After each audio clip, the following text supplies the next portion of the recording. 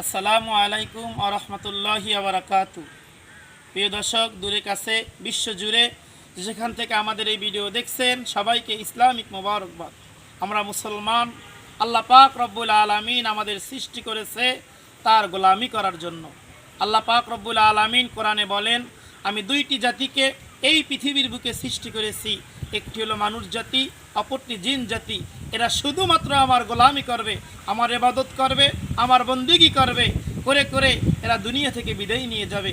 আমাদের আদি পিতা আল্লাহর সেই মহান নবী হজরতে আদম আলাইহিস সালাম দুনিয়ার মধ্যে এসেছেন, মহান মালিকের গোলামি করেছেন, তিনি চলে গেছেন।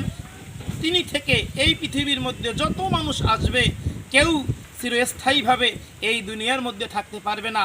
একদিন আমাদেরকে পৃথিবী ছেড়ে যেতেই হবে। সেজন্য আসুন আমরা মুসলমান, 5 ওয়াক্ত নামাজ আমাদের উপর ফরজ।